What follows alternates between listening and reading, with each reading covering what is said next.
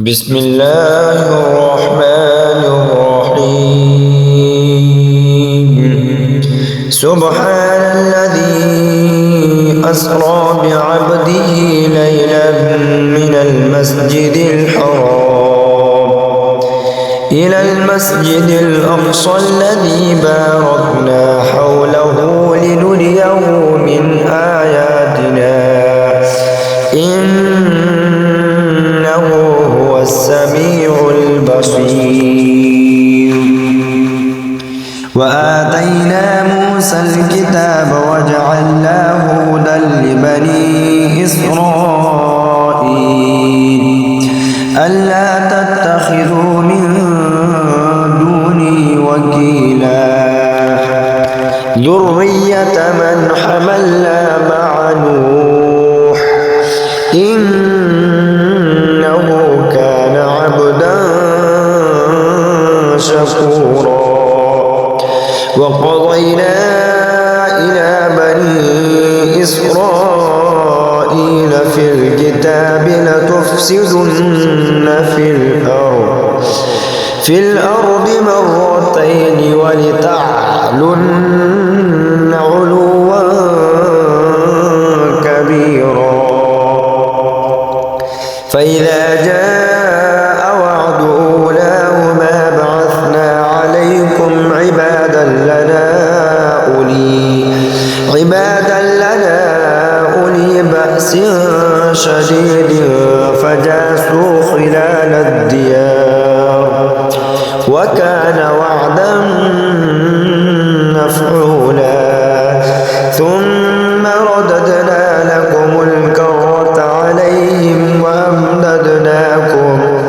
وأمددناكم بأموال وبنين وجعلناكم أكثر نفيرا.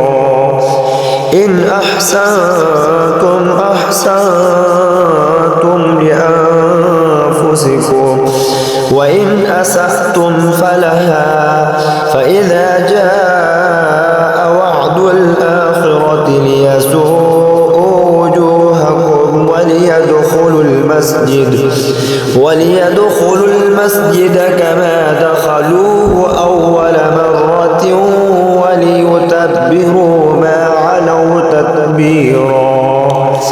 عسى ربكم أن يرحمكم وإن عدتم عدنا وجعلنا جهنم للكافرين حصيرا. إن هذا القرآن يهدي للتي هي أقوم ويبشر المؤمنين الذين يعملون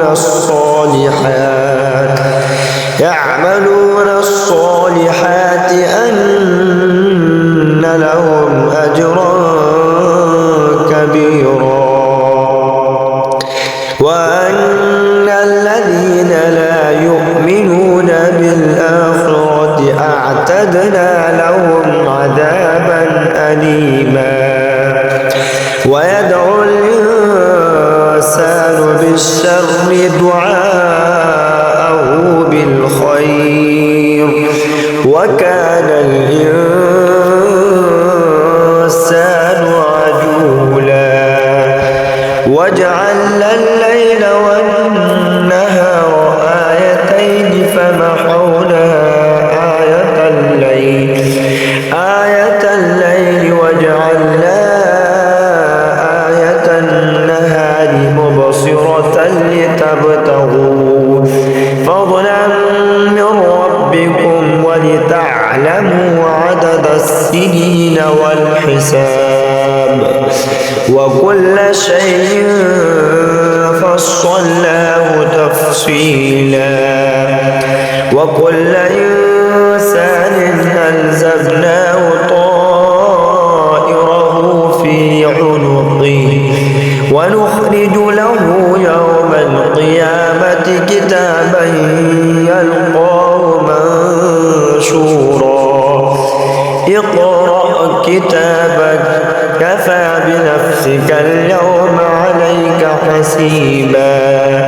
من اهتدى اهتدى فإنما يهتدي لنفسه ومن ضل فإنما يضل عليها ولا تزر وازرة وزر أخرى وما كنا معذبين حتى نبعث رسولا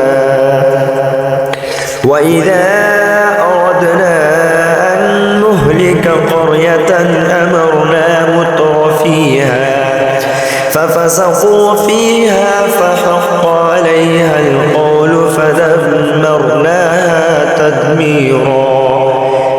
أهلك